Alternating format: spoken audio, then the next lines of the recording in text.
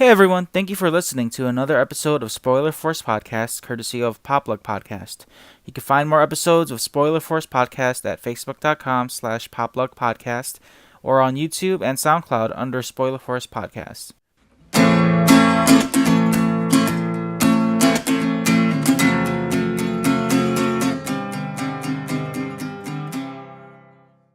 Alright, so this is the fifth episode of Spoiler Force Podcast. My name is Ricky and thank you for tuning in. So today's main topic is about the great Tommy Wiseau. If you don't know who he is a producer, actor, director, artist. He is most known for creating the amazing movie The Room. If you don't know what that is, you should definitely just go check it out and watch it. It has a great cult following. Um, Another great movie that's been made or modeled after that is called The Disaster Artist, featuring James and Dave Franco. It's based off the book The Disaster Artist by Greg Sestero. I've also bought the book, but I'm only about a few chapters in. I haven't made the time to finish the book, even though I intentionally did buy that book just to read it, and I've been ignoring it. But I will get back into watching or reading that book. But before we get into the topic of The Room and Tommy Wiseau and the Disaster Artist and my ideas and what I think about it, about all of this, this art by Tommy Wiseau, I did wanted to go through and just discuss a few things that I've been doing for the past week and a half. I know I released 2 episodes about a week ago, so which is why it feels like it's been a pause in releasing these episodes. But so I'm gonna get back to my regular schedule soon. It was just like at the time, it was just again for Comic Con. If you haven't listened to that previous episode, I was speaking about just ideas of do's and don'ts at Comic Cons and my experience in general. So definitely check out the last episode. But yeah, so I'll be getting back into my regular scheduling soon. I've been trying to find ways to get more equipment for my podcast here, especially in just doing interviews. I bought some equipment which should work, but the thing is, it's harder to do this on my phone, or especially my iPhone, because with the iPhone 8, it doesn't have a regular 3.5 millimeter jack. It comes with the lightning adapter, and with the lightning adapter, it's kind of harder to just work through it, because with the adapters that I've been using for the 3.5 millimeter to lightning adapter, it's not transferring the microphones into my phone. So I've been going back and forth, sending items back and buying new items for just to do interviews on my podcast, which I intend to do in the future. So if you have any ideas or any tips for me to, find a way to make this work, email poplugpodcast@gmail.com, or you can message us on poplugpodcast@facebook.com, or DM me on Instagram at rickyvang92, and just give me ideas on just how to make this interview thing on my podcast work better. Because I've bought microphones and I've bought like a mini amplifier, and I have the necessary equipment. It's just trying to make this adaptation with the wires and audio work on my iPhone, because the microphone picks up right away on my iPhone, so it's not like it's not going through the microphones that I bought to hook up to my adapters. Yeah, that's what I'm doing so far with just my equipment wise. I'm trying to get that settled down, but again, with moving on with today's episode, I did want to talk about just a few things. What I did today, May 26th. I know that this weekend is Memorial Weekend, so people are busy doing their family stuff and going out of town. This weekend I didn't go out of town this year. Kind of just stay home and relax. The weather's kind of bad in Michigan. It's raining. Or yesterday was nice, but it's raining today. But this morning I went out to Morse Comic Book Stash. If you live in Michigan, that's in Fraser, Michigan. It's located on Garfield and 14 Mile, or just north of 14 Mile.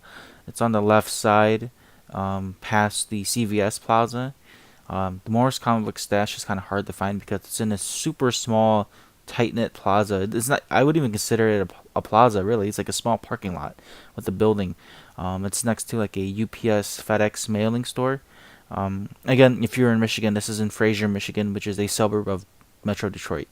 This little comic book shop, they have like Funko Pops and classic action figures, classic video games. I saw a Sega, a PS1, Super Nintendo, a N64 there. But when I went there, I originally went there to pick up a Funko Pop, like the Kingdom Hearts Best Buy variant of Sora in his final form. But when I went there, the box there was kind of like beat up already, and there was like a razor cut on the box when they were, as if like someone was trying to open the box with the blade. They were selling that for $25. I refused to buy that. There was a Tekken Funko Pop that I originally wanted to buy as well. It had a sticker on it, so I thought that that was a like a exclusive, but it wasn't. It was just something that I already had. But I did buy the Infinity War Groot Wave 2 with him holding the axe or Stormbreaker. That's like heated up before he chopped off his arm. So it's like the teenage Groot with the axe in his hand, and he's like raising his arm up.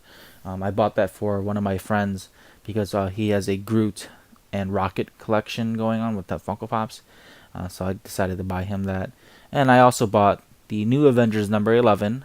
If you don't know what that is the first appearance of Ronin. And if you didn't know who Ronin is, Ronin was a character that Hawkeye portrayed in Endgame. But then in the comic books, it was never Hawkeye. It was a different character. I believe the name was Maya, a female character that was playing Ronin, or that was being Ronin. And she's like apparently deaf, or deaf. I'm sorry, not deaf like isn't dead, but she was deaf as she couldn't hear. She was deaf, and I believe she's from Wakanda. I didn't look into it. I just bought it because it was the first appearance of Ronin, and they were reasonable with the price, which I like about this shop. Morris Comic Book Stash. The owner there, he's willing to work with you. The more items you buy, the more he's willing to work with you, and the price. I remember one time I went there, they had the New Mutants 98, and he was willing to work with me for selling it for only like $300 when he was selling it for $4. So which isn't bad, but I didn't buy it because I didn't have cash at the time. If I did have money, I would have bought that right off the bat. I would have swiped it. But yeah, it was in good condition. Most of the stuff they have there is in pretty decent condition, especially their comic books. Something that's valuable. They have them in display cases, and they're pretty in good condition. I wish they took care of their Funko Pop boxes more, because a lot of the stuff is kind of beat up depending on what it is. But if it's like an exclusive, they're all right. But again, this shop is great because they're willing to work prices with you and negotiate, so that's a good thing. Not a lot of shops do that, like with comic book material or pop culture material. So again, the shop was Morris Comic Book Stash. They're in Fraser, Michigan, so definitely check them out. Yeah, that's what I did today. Just for myself, just to buy something today because I had some extra cash. This week I also picked up some comic books. I finally cleaned out my pull box in where I subscribe to at Liberty Comics. Again, that shop's in Fraser, so it's on Gratiot on the south side, so it's across the street from Randazzo's. I believe I did mess up my address or the location on the comic book shop one time on my previous episodes, so it's in Fraser, Michigan, or it's in Roseville, Michigan. I'm sorry. No, hold on. I'm blinking. I'm thinking too much now. Hold on. So Liberty Comics, the one I go to pick up my pull box, is located in Roseville. They're located in Roseville in Michigan. If you live in that Metro Detroit area, it's on Gratiot and 11 Mile north of. It's north of Gratiot, but on the south side on the Gratiot Road. So it's on the opposite side, going north, and it's across the street from Joe Randazzo's, which is a grocery store. It's in a small plaza, or small little like parking lot plaza. I've been going there for the past 4 to 5 years now. Roughly 5 years. The guys there are great. Gail, Chuck, Howard, they're willing to work with you. They have tons of books there, tons of like collectible series. If you're into statues, they have a bunch of statues in their display case. It's a great shop. They always have like the newest material there if you're into collecting the more modern comic book material. But they also have a bunch of, a bunch of stuff in the back room, and they have like a bunch of boxes with comics that, if you're looking for trades or back issues, they have a bunch of that as well in the shop. But I've been going there for a long time, and again, just my pull box was pretty full for the past like 2 or 3 months. So gradually, I was knocking that down, and then what I did was finally I cleaned it out. I only have like 2 or 3 issues of something that I've been neglecting to read in there, but overall, I'm back. And my books are actually back in my actual box instead of in a bag, because like in that shop, if you have a overflow of books that you're not buying, they put it in a bag and set it to the side with all the other material that's there, so that they don't overflow the boxes. But because I've been buying my overflow, it's back to normal. So I feel like a big burden's been off my shoulders, and so I don't have to like worry about what other books I have in my box that I'm not buying. I've pretty much cleared it out. And so it was a good thing that I did that, because I feel bad for shop owners who have like people who subscribe to their store, and they don't have, or like they don't buy the books that they have on the side, because that's, you're taking away business in a sense, because you're setting aside books that could have already been sold to other people when someone else has it on like reserve. So if you do go to a comic book shop and you're like a member there, make sure to buy your comic books, and don't like place those orders on hold, because shop owners could have already sold that book to someone else. And I also got a Dragon Ball Super Funko Pop that came in the mail. If you don't know who the character is Jiren. He's a exclusive Funko Pop. Depending on the sticker, like makes the value different. Mine just says special edition. I believe the original sticker has like a Comic-Con exclusive on it, but that's the only way you can get that character unless you buy it online. But yeah, I pre-ordered this way back already, and I finally got the Funko box or the Funko Pop to come in, and it's in a I bought a casing for it to be protected, so that I can keep it in good condition. I'm so glad I got that in my collection. I'm not too big into the Dragon Ball Super or Dragon Ball Z Funko Pops. I'm only buying the characters that I really like. So far, my favorite ones that I have out of that series is Hit and Jiren that I just got this week. Now, to continue on here, I'm still watching the typical same animes and reading the same mangas that I've been doing for the past few weeks here. I did want to go over a little bit about One Punch Man really quick. So the past 2 episodes here, it just continues on with Saitama fighting in the martial arts tournament. I've been talking to a few friends of mine, and from what they told me, that they don't really like this arc because it's not really concentrated on Saitama, which is true, because Saitama is just trying to find a way to fight stronger opponents, and he thinks it's through martial arts versus like strong opponents. So what happened, I'm just going to sum up what I've been watching. And so what happens in the past 2 episodes of One Punch Man is that the Monster Corporation attacks the cities. Genos has a few fight scenes. He fights this cockroach monster, which he almost gets beat, but then he releases a glue-like substance from his feet and glued the cockroach to the ground. And then he tried to incinerate him, but then the cockroach got away by sacrificing his legs. That fight, compared to the manga counterpart, was really good. And again, I've been talking about the animation and the fight scenes of One Punch Man. It's so crisp. It's so much better than the last season. They teased Garou fighting Watchdog Man, and if you don't know who Watchdog Man is, he's a Class S top hero. I kind of wish they like showed his abilities more in the anime, because in the manga, he's just a dude in a dog costume, but then he fights like a dog too, so it's pretty funny.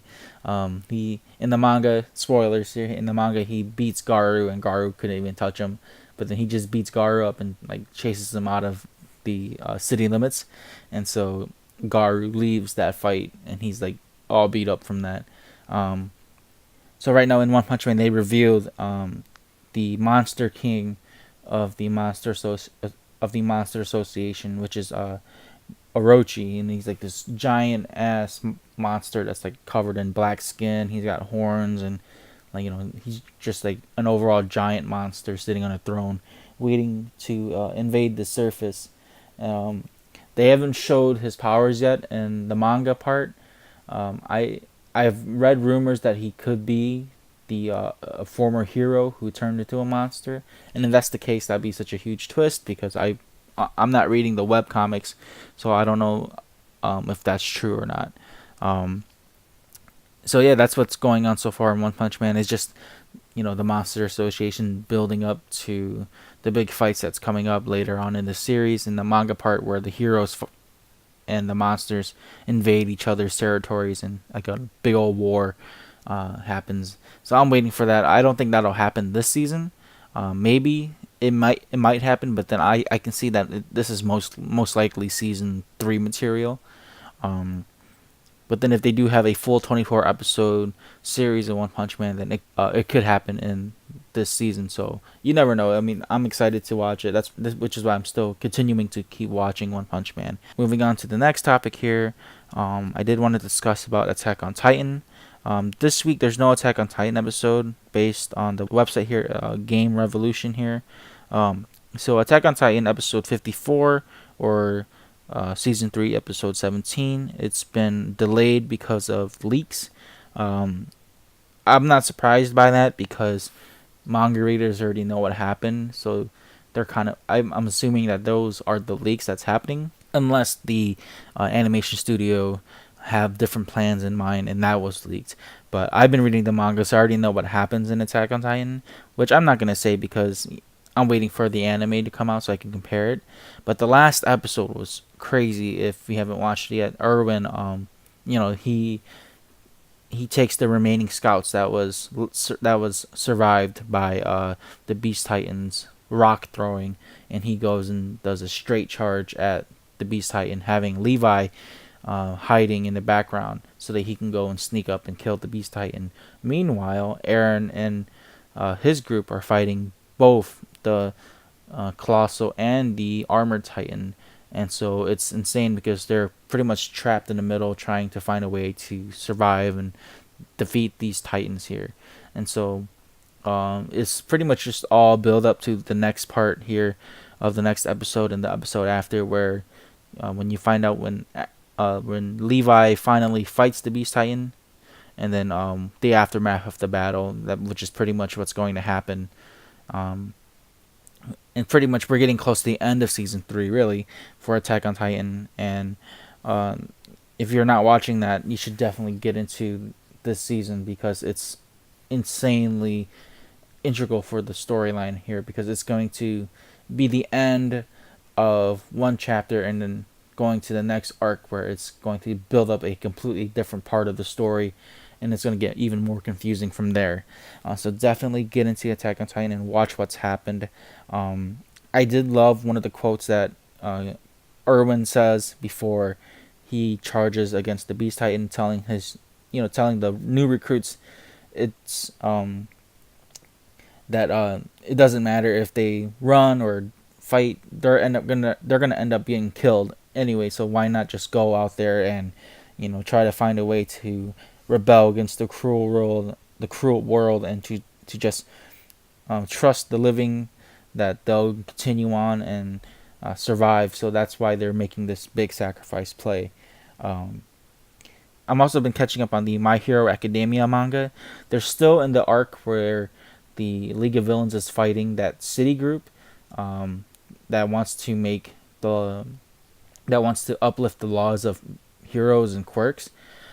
So far, it looks like the League is losing because Toga, the girl who can manipulate her body through absorbing blood, she's pretty much out for the count, and she's extremely beat up. And so Twice, who is a character who can multiply, they go more into his backstory, and it's pretty crazy because they never confirmed to see if this guy was a clone or himself, but then in the last chapter they confirmed what he was, and then the last panel is like him just multiplying, and it's super crazy because it looks like he's having this energy aura around him, and all these clones are coming out of his back, and he's pretty much attempting to save Toga.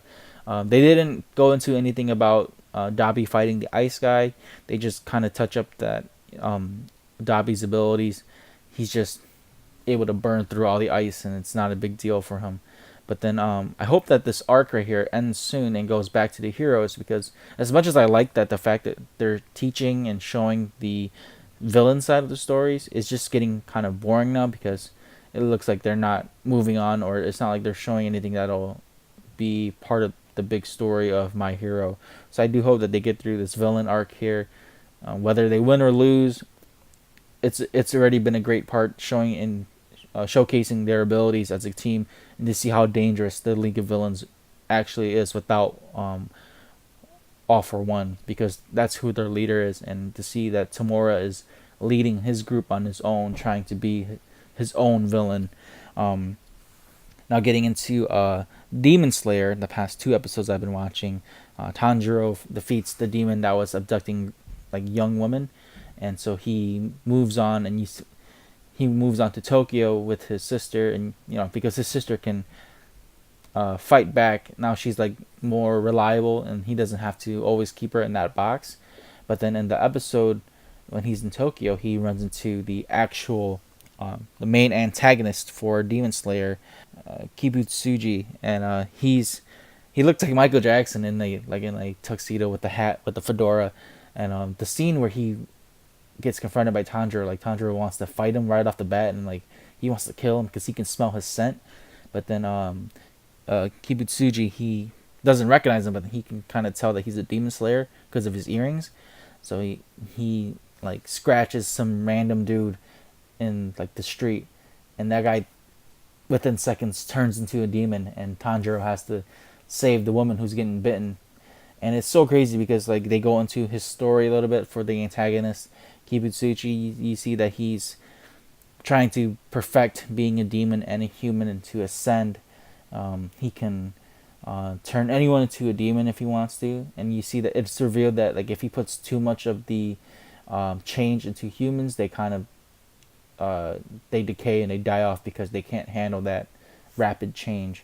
And so you see that he's super powerful. He's super strong. He killed like 2 dudes in the street with 1 hit, and he doesn't really. It doesn't, as of right now, it doesn't look like he needs to survive off of human blood. But he is pretty powerful, and he sent out 2 of his own minions to follow and track Tanjiro, who was actually being helped out by another set of demon people, and those characters, Tamayo and Yushiro, who are like doctors / demons, and they found out how to break out of Kibutsuji's curse, and they didn't go into detail how she did it, but like she's been alive for like 200 plus years, and she found a way to break that curse. And she reveals that even though she's broken out of that curse, she still needs to survive off of a little bit of human blood. And so she doesn't. They're kind of like, the best way to compare her to is like Carlisle from Twilight. They need to survive off of blood still. Like she won't turn them unless they give her permission to turn that person into a demon.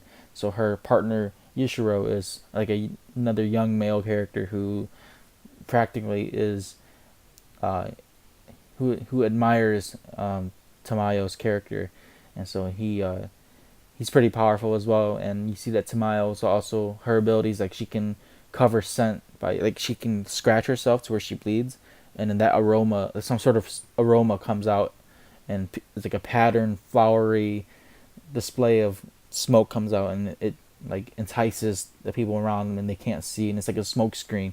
And so that's one of her abilities. But then now that Kibutsuji sends out his minions, they follow Tanjiro and Yushiro, and they attack him. And so at the end of this last episode, they get found, and then they cut it off there before a big fight. And so I'm excited for next week's episode, and just to see how these 2 other demons, who are pretty much on their own, how they're gonna fight Kibutsushi's minions. Because one of the minions, she has like 2 lantern like balls where she can throw at them, and another one has like eyes on his palms, and so he can smell the ground, and then like the arrows pop up on the eyes that's on his palm, and shows him which direction that the person that they're following is going, and they can track them down that way. So I thought that was pretty cool. And if you're still not watching Demon Slayer, definitely check that out, because the art in this anime is so unique. It has like that, classic Japanese um, art to it. It's very bright and vibrant, and it's very, I guess you could say, it's very big because it stands out, and it's really neat to see that they use modern, they mixed up with modern like tech with classic Japanese art. With like, it's very like artistic and watercolor looking, and very like it looks like a lot. It has like very nice strokes of paint, and so that's a great way to display that art and pretty much classic Japanese art. And I like that very much in this anime, which is why I was so enticed by this show as well.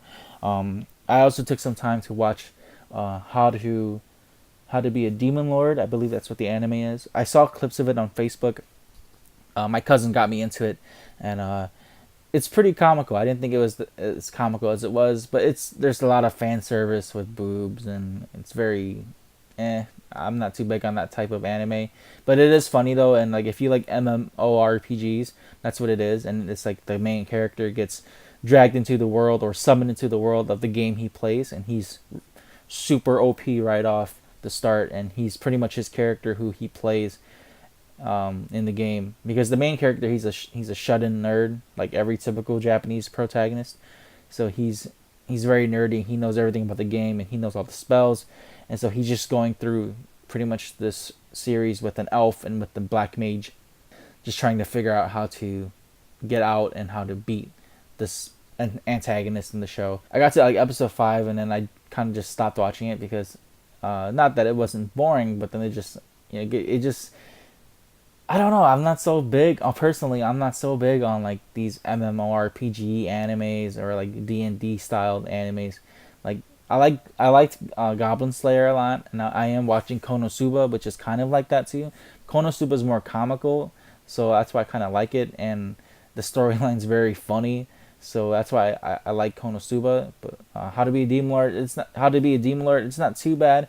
I probably have to watch it a bit more to kind of get drawn into it. I mean, I did like the fight scenes, and I did like the animation.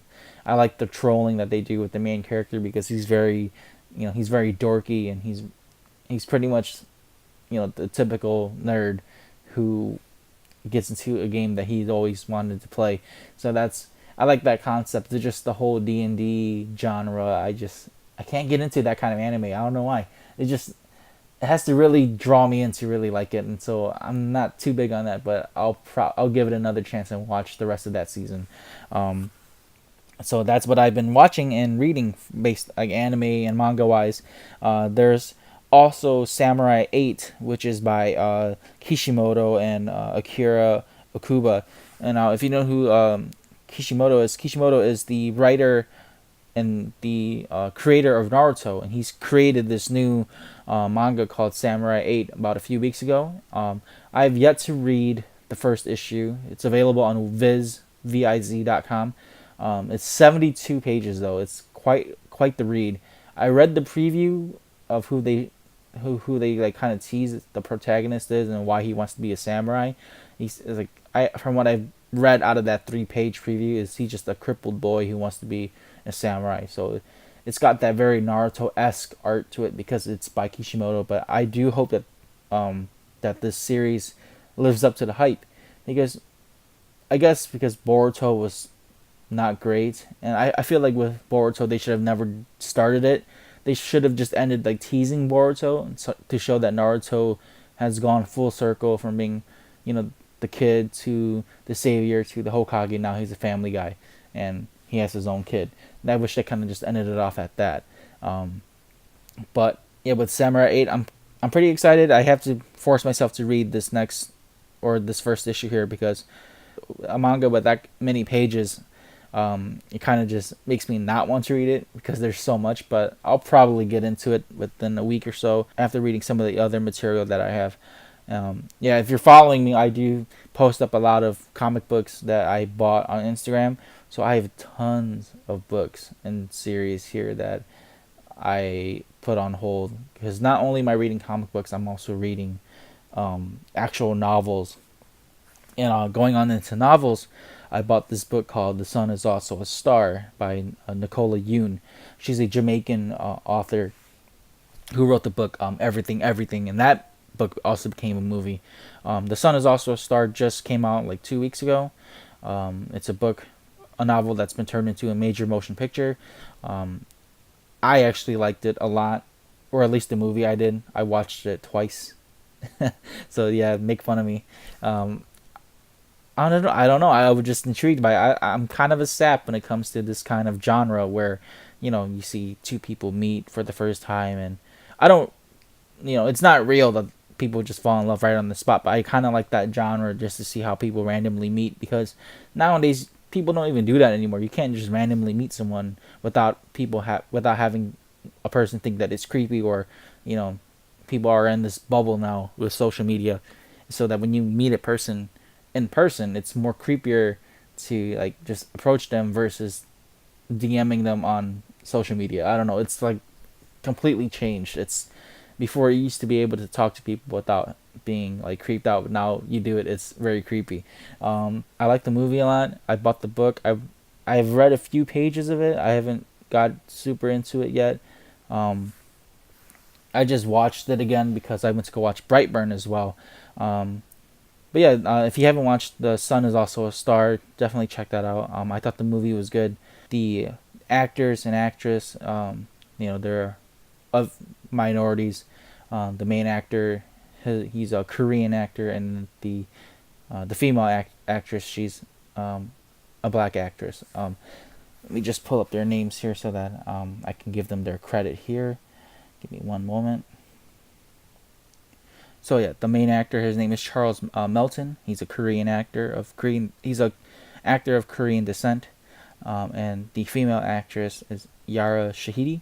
Apparently she was on that show Blackish, and she's gonna have her own spin-off show. I'm surprised to figure out that she was as young as she is. She's only like 19 to 20 years old. In the movie, she looks a lot older, like 23, 24. So that really caught me by surprise. She was my favorite in that movie. I thought she was the best one, she's what made that movie good. I was really surprised how well she portrayed the character in that movie, and so yeah, I was really drawn to her in that movie. I do like the fact that they're using more diverse characters, having them being the lead characters, because usually these kind of movies are more what you could say white actors and actresses, right? Because there's like similar movies to this kind of genre, like Before We Go, featuring Chris Evans and Alice Eve, and Ethan Hawke had his own movie. That was like, I forgot, it was like back in the 90s. It was Ethan Hawke and someone else, and people meeting for the first time at the train station and stuff like that.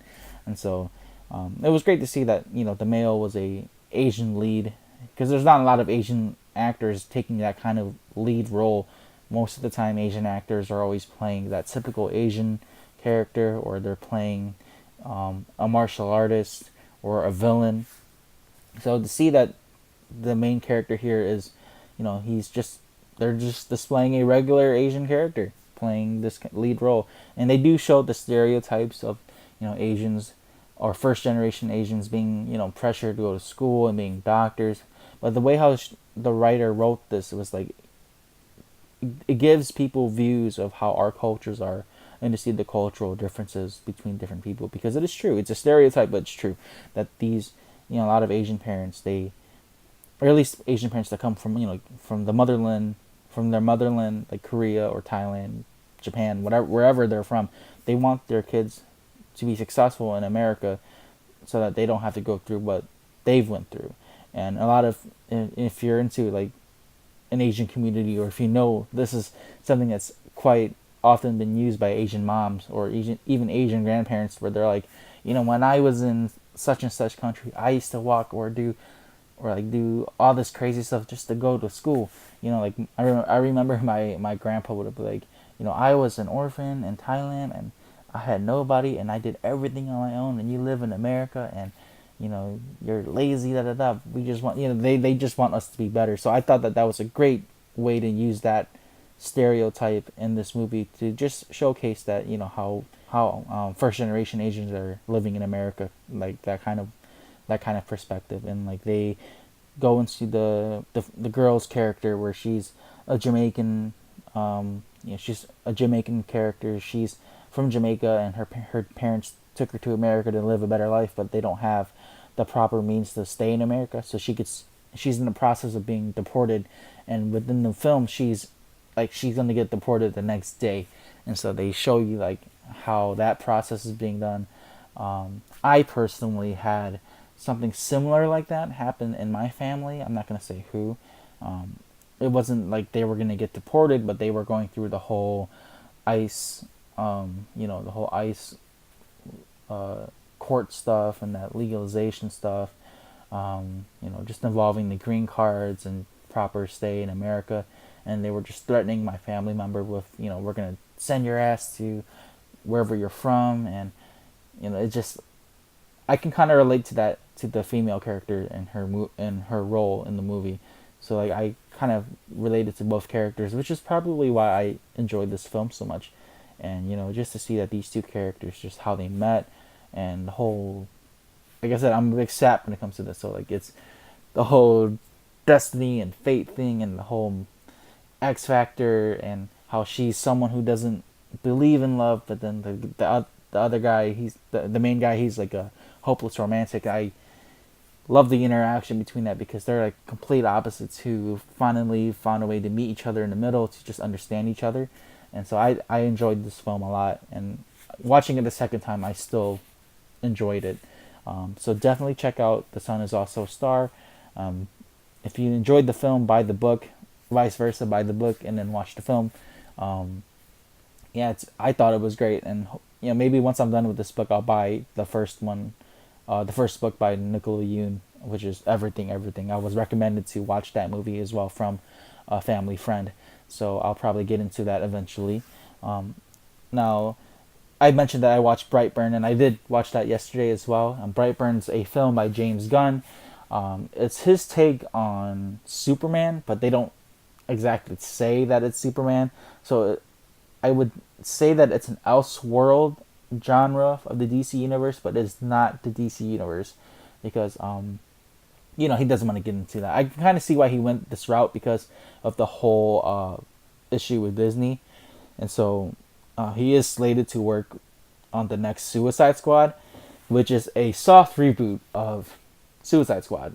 If you don't know the difference, Suicide Squad is, with Margot Robbie, Will Smith, that okay film.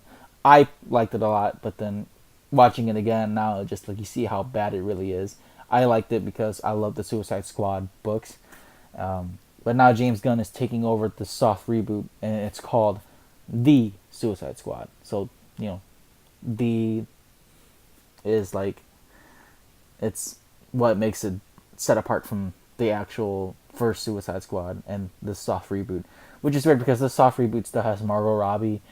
I believe Idris Elba is playing the next Deadshot, because Will Smith was not a good Deadshot, and I believe that's the downfall of Suicide Squad, was Will Smith, because he wasn't Deadshot or Floyd Lawton. It was just Will Smith, and yeah, I didn't like him at all. But to continue on with Brightburn, it's about the boy Brandon Breyer.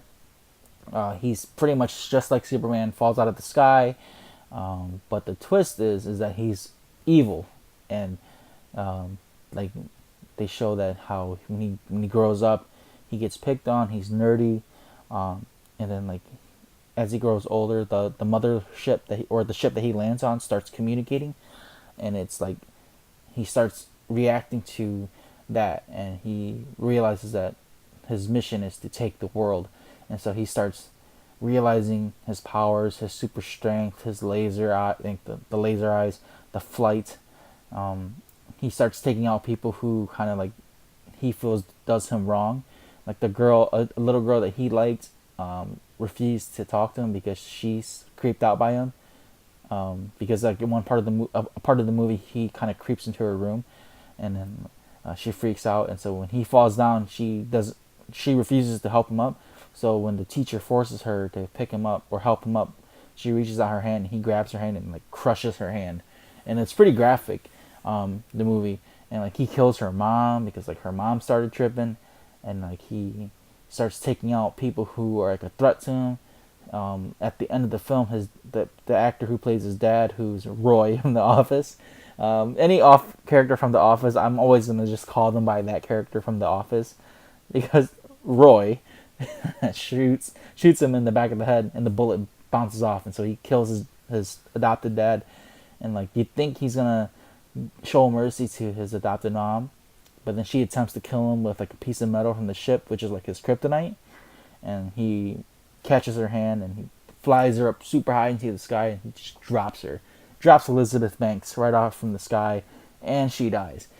So like the ending of the movie, which is what I like the most, is that he pretty much starts destroying the world as it is, and he leaves his signature on everything he kills, and like they have Michael Rooker in there as a news reporter, and I love this little teaser because he mentions like there's someone who can talk to fish that's killing people in the sea. There's a witch that ties people with her rope, and like they show pictures in the background. It's pretty much they're teasing a villainous DC universe of James Gunn's ideas. So it's like they already showed like a picture of like drawings of Wonder Woman and Aquaman if they were killers and villains. They kind of showed Martian Manhunter. So yeah, I kind of like this. I like this take of the DC characters, even though they're not really DC characters. But I like this take on this like darker version of characters like them. But the film overall, I didn't enjoy Brightburn. I'll give this film like a 2 out of 5. It's just, I don't know. My thoughts on this film was different because it's just like the story was just bland and everything was in the previews already, and pretty much you kind of figure out what it is already from the start. That it's just an evil Superman. The only difference is that he's evil from the start versus being like an Injustice where he gets turned evil because of his anger or like because he's just fed up. So I thought it was okay. I felt like had it been longer, they could have showed more details in the movie. But then at the same time, it's just like it would have been draggy and boring, and I don't know. I wasn't satisfied with this film. I love the concept of it and the ending of it, but overall, I just didn't really enjoy it. But James Gunn did a good job. You know, I like the fact that he wasn't afraid to go with this idea and that he was pushing out this idea. So if they do attempt a universe of this, cool.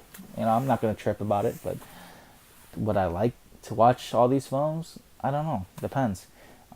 If they do like the Aquaman version or Wonder Woman version, if I watch it, hopefully they do it better than this one. But you know, the kid who plays Brandon Byers, man, or the evil Superman kid, he looks like a killer, man. Like he's creepy. He's really weird looking. So I thought that kid did good. But you know, just I don't know. I'm not satisfied with this film. Yeah, to continue on here because I'm just gonna start rambling about Brightburn here. I've also watched John Wick, Chapter 3, Parabellum. I gave that movie like a 3 out of 5 because I fell asleep like 20 minutes into the movie. Not at the beginning, but like towards like the dialogue part. Like I loved the action and that first fight scene where he kills the big dude with the book and like breaks his jaw and like cracks his neck, and then the knife scene where he's fighting all those Asian dudes and he's like throwing them knives and he like pierces the guy's eye, and then at the end he grabs the axe and he like tomahawks it at the dude at the end. That was sick.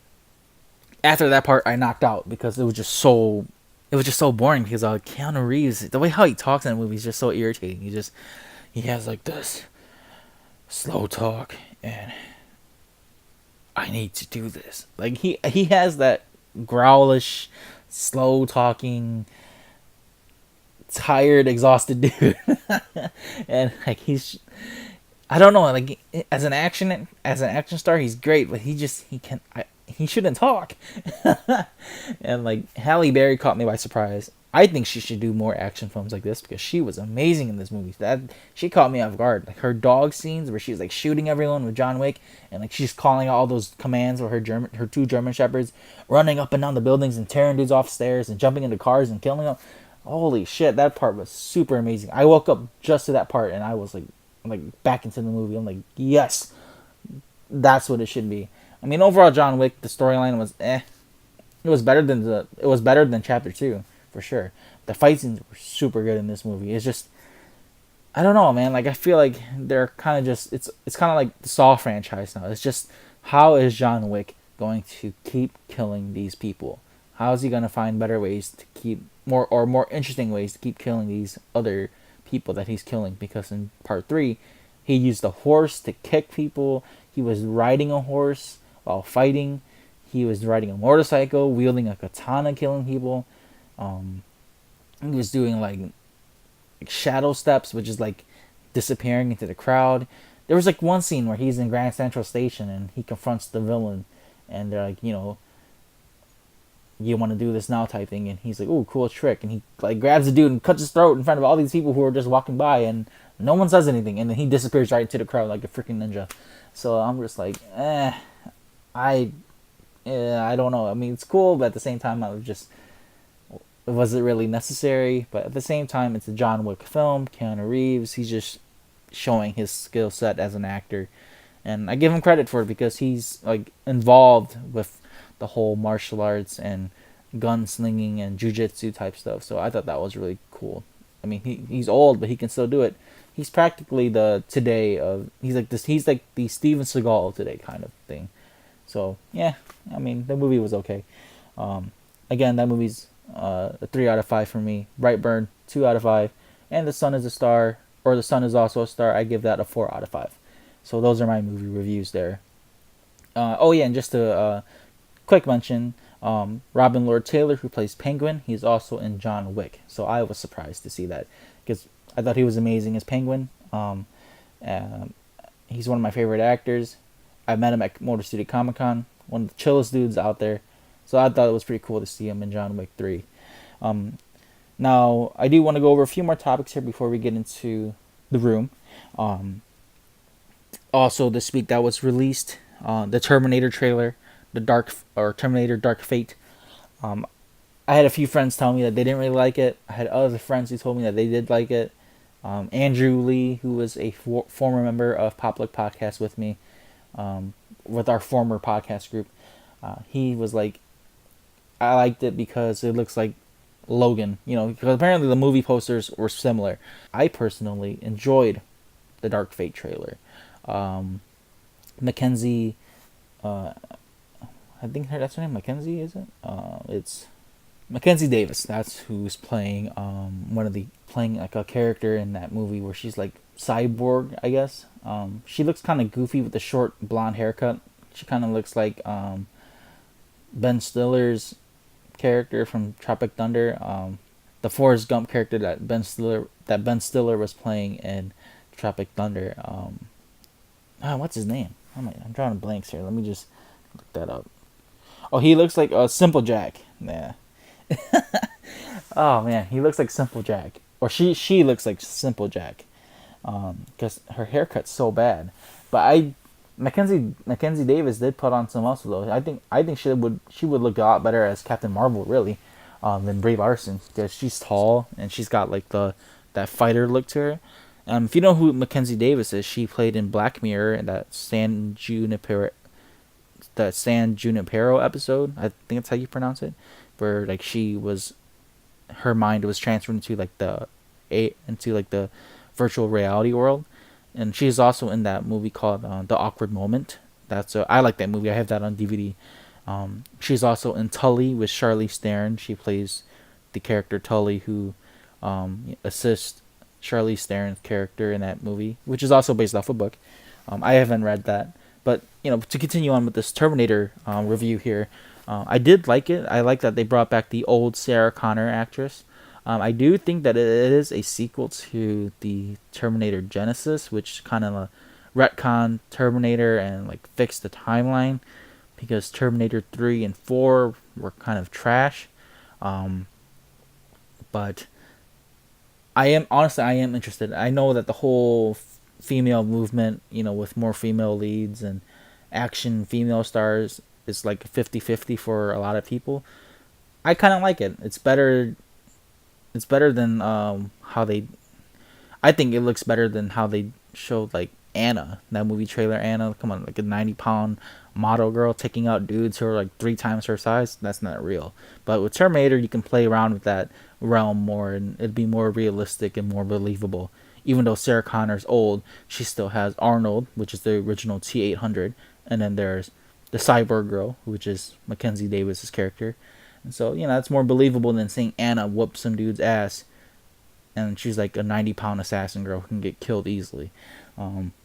But yeah, that's what I think about this Terminator trailer. I think it's interesting. I'm definitely going to go watch it. I mean, I've seen all the Terminator films. I'm a big Arnold fan because my grandparents loved Arnold. he's an icon, man. Like, who's not going to go watch it? Even though he's not like the main character, who's not going to go watch Arnold in a Terminator film? Like, I'll be back. Like, everyone's going to go watch it because they want to hear that line. So definitely check that trailer out if you haven't seen it yet. It's, I don't know, I don't know what else to say about it. It's interesting to me. But give your thoughts on that. Again, with all those reviews I've been doing with the anime and the films and these trailers, if you have any questions or any like thoughts or critiques that you want to put in, email popluckpodcast@gmail.com. DM me on Instagram, RickyVang92. Message us at facebook.com, popluckpodcast. And, I would love to hear your input on these topics I'm talking about. And not just your input, but just overall critiques and ideas on how to make the show better. What do you think overall? What can I do to be a better, just to be a better host? What can I do to sound better? What can I do to talk about things better? Overall feedback is greatly appreciated because I do want to know what your thought, or what I do want to know what the fans and listeners' thoughts are, just so that I can make it more pleasing to the listeners. Now to the main topic of this episode. Finally, if you reached to this point by listening to everything in the beginning, thank you. So this is the main topic of this episode, called The Room. I'll probably just name this episode that, The Room. So I'll cue some music, kind of like right here, the intro of The Room. So you hear the piano playing. But yeah, The Room is a movie that I've grown to enjoy very much. I'm not gonna say that I was a Tommy Wiseau fan from the beginning. The Room came out around like 2000. The film The Room came out around 2003. Now that's 16 years ago. So I was only like 10 at the time. I would have never known what that was. I recently just got into it like a few years ago. I jumped on that train. I found out about Tommy Wiseau through memes and through that whole video of I Did Not Hit Her, and I was completely drawn in. And the first scene that I ever watched of The Room was that rooftop scene where him and Greg Sestero talk, and it's just like, it was just so weird at first, like Tommy goes in, he's like, I did not hit her, it's not true, it's bullshit, I did not hit her, I did not. Oh, hi Mark. And like, I have buddies named Mark, so every time I see them now, I'm just like, oh, hi Mark, and I like throw a water bottle at their feet or something. And it's just, that scene alone is just shows how great Tommy Wiseau is as an actor, because he had to dub his own voice. And by great, I'm just using that sarcastically, because it's so bad to where it's good and it's intriguing and you can't stop watching this movie. I'm not going to go through and break down every scene of this film. I am going to talk about what I did like about, what I did enjoy and why I like it so much. So The Room is a romantic / tragedy film about, a love triangle. Tommy Wiseau, who plays Johnny, the typical all-American who works at a business or at a bank, and he's engaged to his future wife, Lisa, who's played by Juliette Danielle, and his best friend, who is Mark, who's portrayed by Greg Sestero. And, they live in this apartment complex in San Francisco, and people are always walking in and out of Johnny's apartment, and pretty much the premise of the movie is like uh, Lisa is in love with Mark, but is engaged to Johnny, and the idea is like, can you trust someone? And I remember when I met Tommy Wiseau. I met Tommy Wiseau a few months ago, and that was in Royal Oak at the Landmark Theater in Royal Oak. It's a nice small theater. I got there early, and I was inside the building, and the line was crazy. So I'm glad I went there early just to meet Tommy Wiseau.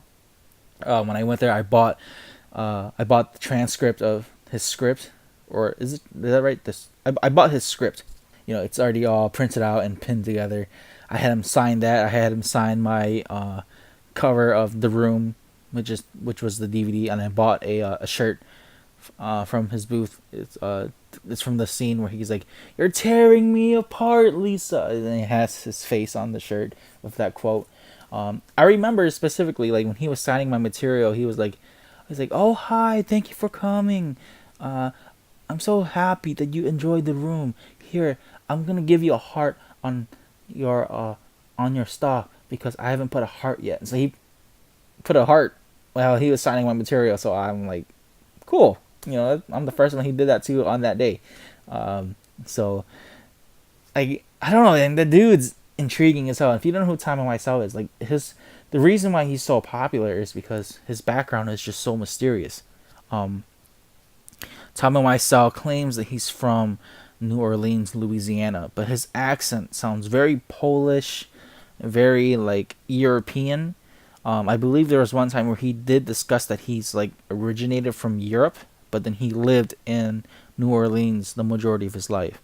In the book, The Disaster Artist, written by Greg Sestero, it's his point of view how he met Tommy and how they made the film The Room. From what Greg Sestero says, he says the book is 99.9% true. Tommy Wiseau disagrees and says the book is about 70 to 80% true. He was salty about it at first, but apparently when I met Tommy Wiseau at this point, he was like more accepting of the book. Yeah, going to the Landmark Theater in Royal Oak, Michigan. You meet Tommy Wiseau, and he goes into like this panel type thing where he does a Q&A. If you'd like to watch my experience, I did upload a video on my YouTube. I'll post the link so that you can watch it. So you can watch the video. The link will be on all my formats of Facebook, YouTube, SoundCloud. So you'll get the link there and be able to watch the video of the Q&A. I didn't ask him any questions, but I wish I did though, because I personally think a lot of people were asking him very stupid questions. There were some good ones where someone asked him like, "Tommy, what do you think The Room is?" And Tommy Wiseau was like, "The Room could be anything." That's why he named the movie The Room, because it's not a room where you sleep in or a room you stay in, but it's the room where you can find peace and be yourself. And the room is like where you can just let go of everything and just you can just express yourself. He's very vocal about expressing yourself and just to be happy and to find love, and love is blind. He was saying that because love is something that we can never hold on to, and it's something that we yearn for. And as weird as he talks, and as he tries to be eloquent in his speech, I can understand what he's going for, because you can see that he is trying to be artistic. He just can't say it. He can't find the right words to express what he really feels and really thinks. But then, I don't know, somehow I can just understand what he's going for. So, you can tell this dude has great ideas. He's just not good at putting them together and making it. But, with this film, The Room, he's made something of himself. And even though people poke fun of him and make fun of him for how he looks and how he talks, you can't deny the dude's success story in his own, because now he's traveling around the world doing premieres, and he's just watching The Room with his fans, and people are paying lots of money just to go and just to enjoy meeting him and Greg Sestero. And my first experience watching The Room was crazy, because I didn't even know that you could throw spoons in the movie, or plastic spoons. People are shouting and talking and screaming, and man, that was such an experience. Like one of my favorite moments in the movie is what I never noticed was that in the room, people walk in and out of Johnny's apartment, and sometimes they don't even close the door. And so I never noticed that watching it the first few times, and now that I'm in to go experience the movie with a bunch of people who enjoyed that movie in the theater, people are like, close the door," and I noticed it, and then like they, and they're just like all these subtle moments that you wouldn't catch the first time, and you see how bad it is. Like this one scene where Lisa and her mom Claudette talk together, and like they walk in the house, and she's like, "We're gonna sit over here, we'll sit down," and then they start talking, and like it's not even like a 3 minute conversation in the film, and she leaves, and people are like, "You just got there," and it's such a great experience. Now, if you want to experience The Room in full, that is a great way to watch The Room for the first time in like in a theater like environment. But I gotta say though, when you do watch The Room, it is hard to watch the first time. It's very awkward. It's like bad, really. Like Tommy Wiseau dubs his own voice. The acting's just so like kind of like it's like an off like it's like a song that's offbeat, and so it's very rough at first. And I've watched this multiple times already, so I'm so used to the humor, and I'm so used to just laughing at certain scenes and stuff, and just enjoying the content. But yeah, it's very difficult to like at first. But then I believe that if you are an avid moviegoer and if you enjoy movies and just writing and stuff like that, and what I would say art, definitely have this on your list to watch, just to say that you've experienced Tommy Wiseau's The Room. Yeah, overall the movie, it's like I said, it's just a love triangle. There's multiple characters in there that are very memorable. Freaking Denny, Chris R, Mike, Steven, the dude that shows up at the movie where he has no plot, like no plot build up. Peter, who is the psychologist, but then like he has no like, there's no confirmation of like how he is helping them being a psychologist, and like they play football in tuxedos, and it's just like an overall like, oh man, it's just so, I can't describe why this film is so good. I mean, I can tell you why I like it, but I can't describe it. It's so unique and it's so different from like all these other B-rated films. Because at the same time, B-rated films, those actors and directors are purposely making those films bad. Tommy Wiseau was someone who was trying to make a good film, and it turned out to be bad.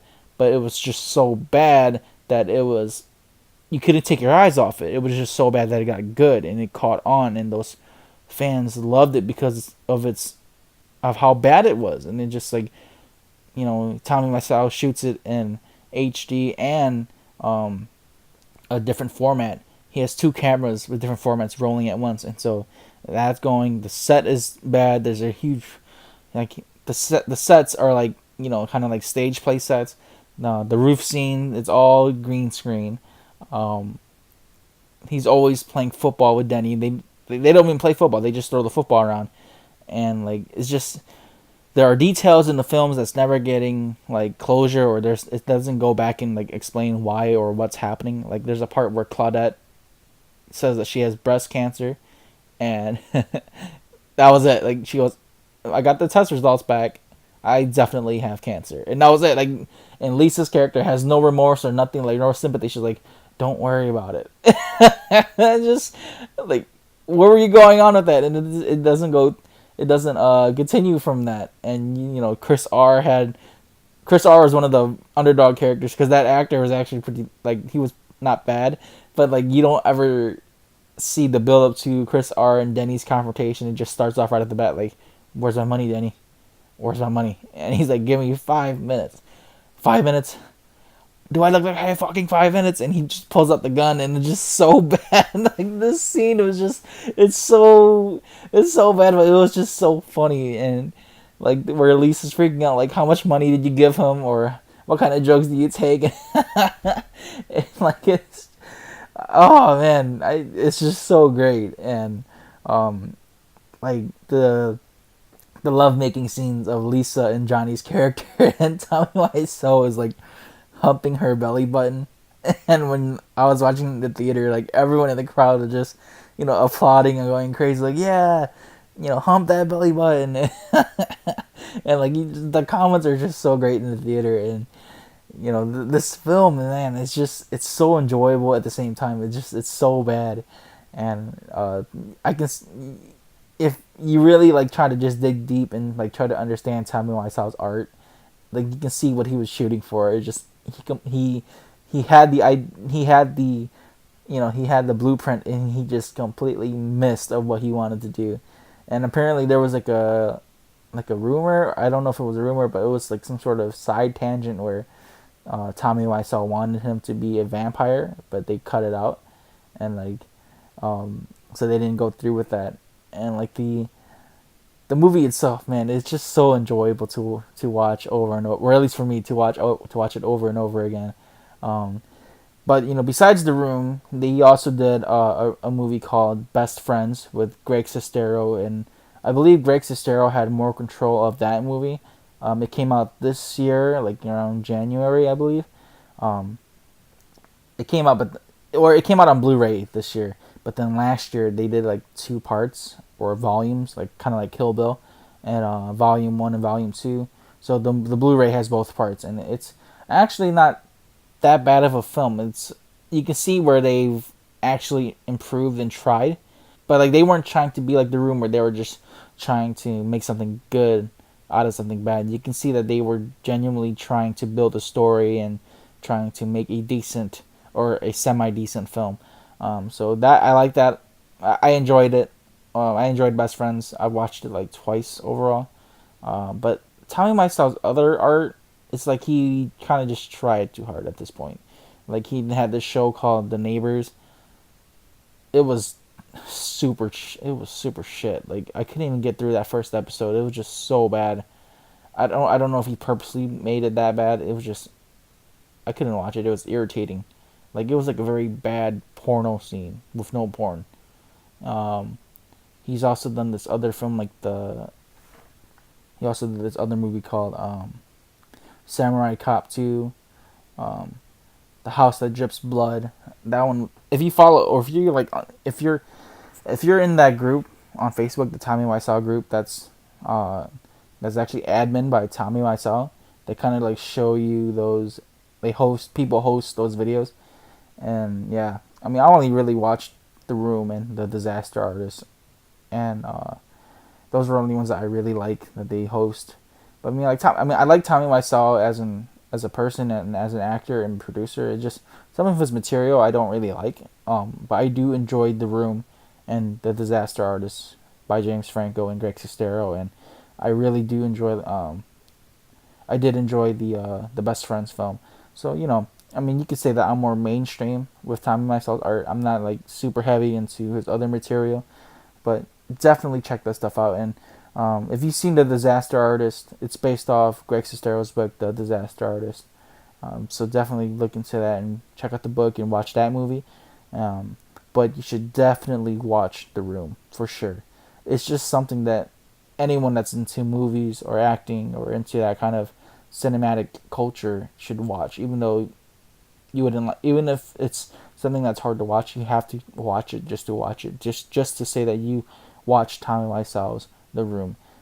I've gotten a lot of people into watching it as well. I do want to eventually host a party one day and just like have people watch The Room with me.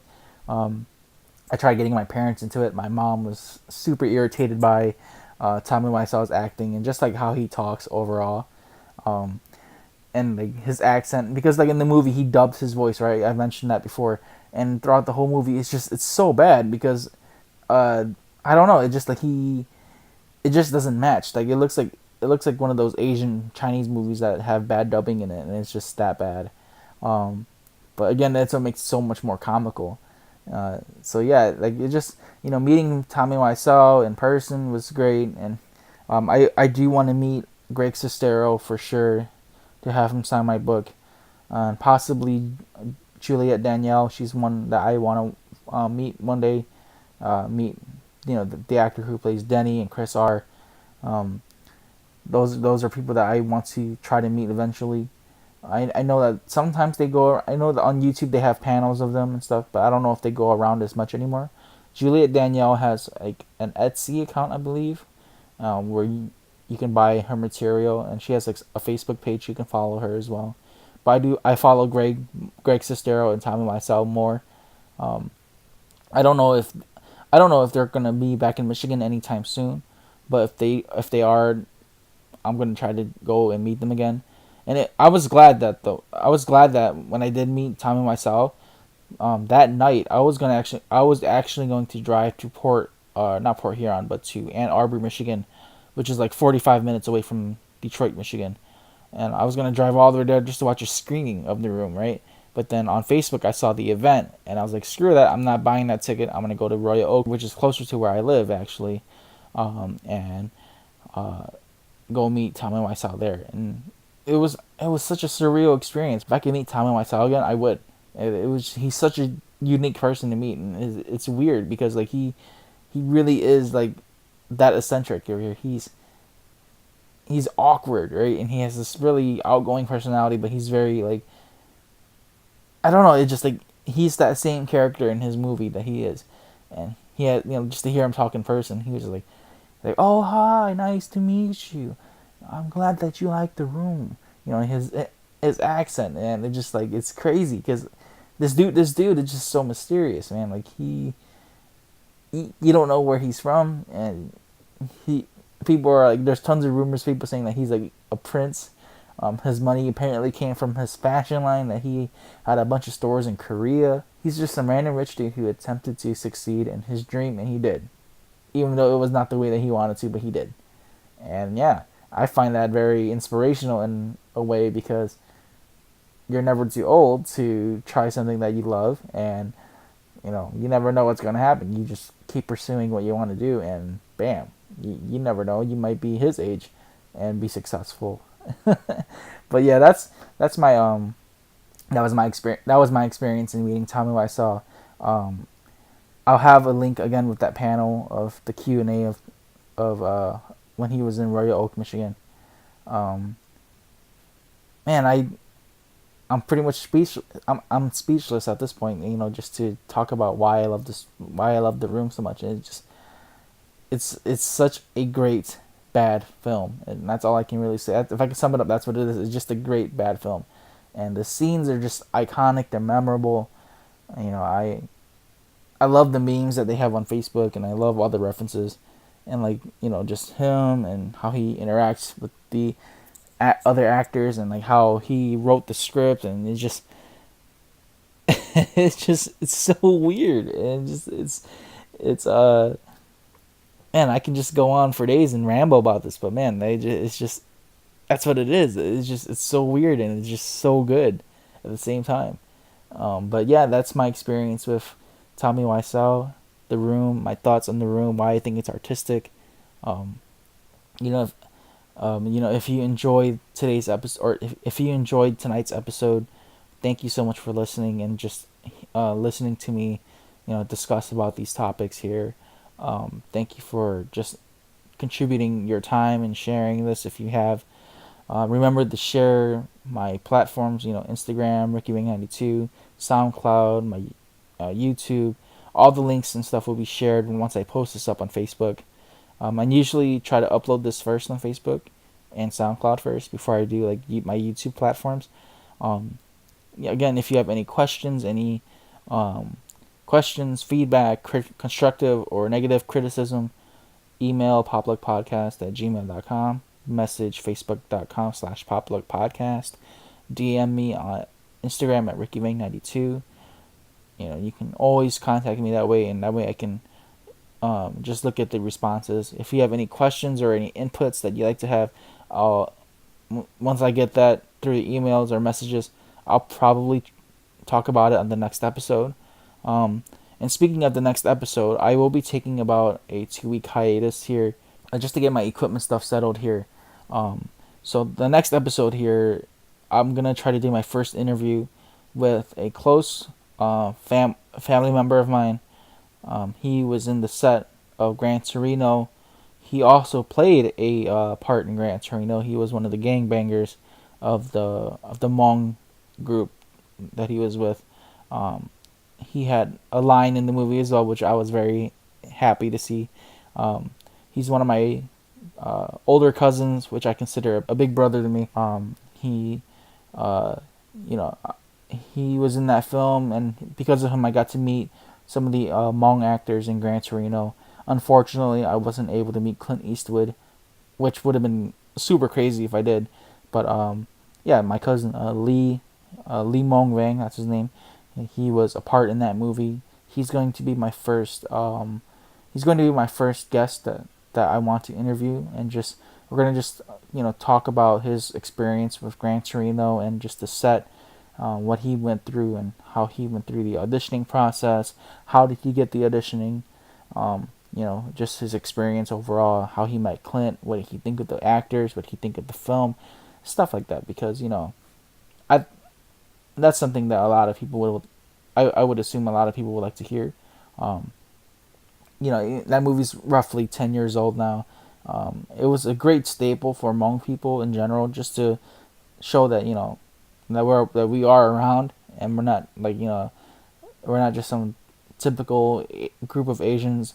It's a great way to kind of show who we are as a people. I thought the film did a good job of exposing who Hmong people are. Um, a lot of my friends in school, they all liked it a lot.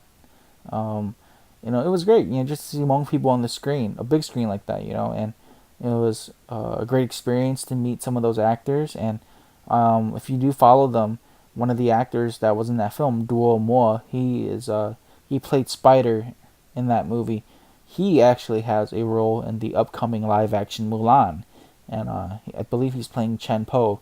So that's really cool to see that he is someone in the Hmong community who is, slowly going up the ranks of American society in media and acting.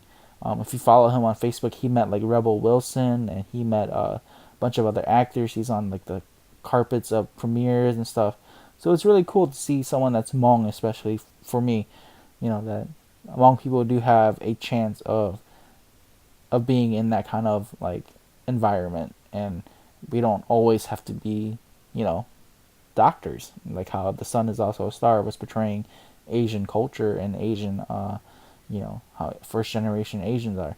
We don't always have to be something that we don't want to be, but we can be something that we can chase and want to be, and try to chase our dreams and succeed. So I believe that's a great way to show how, I believe it's a great way to show that Asian people can also be in that kind of environment in media, because we're always being shown as very timid people, and it's not that it's bad or anything, but it's a great way to put us in the spotlight. I mean, the uh, as much as I didn't like Crazy Rich Asians, I thought it was great because it shows that Asian people can be in movies and TV shows, and without being the stereotypical characters, and to break out of that kind of to break out of that kind of like umbrella, that's to show that we can have more of a skill set and be taken more seriously as a people. So I think that's a great way to showcase who we are as a population of Asians, and that we're not just a joke. So again, I will be interviewing my cousin, and he is going to talk about his experience at Gran Torino. And so, like I said, it'll be a 2 week hiatus. So with this 2 week hiatus, you can check out my previous episodes. I should be able to have this up on iTunes soon. I'll post up the link once it's up and available on iTunes podcast.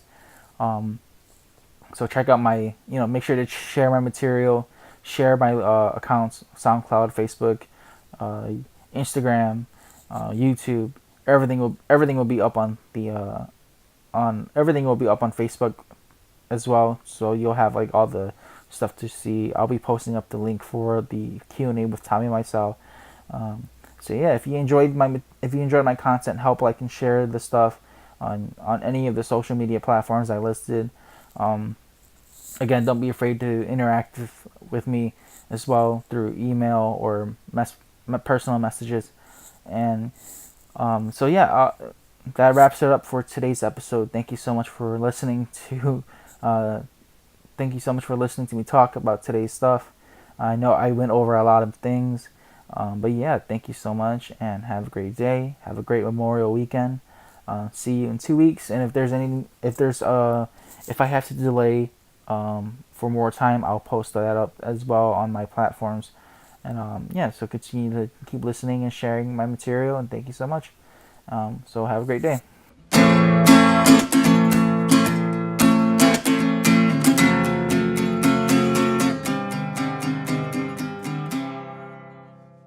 If you enjoyed this episode, follow my Instagram at RickyVang92, RICKYVANG 92, and follow Popluck Podcast on Facebook.com/PopluckPodcast.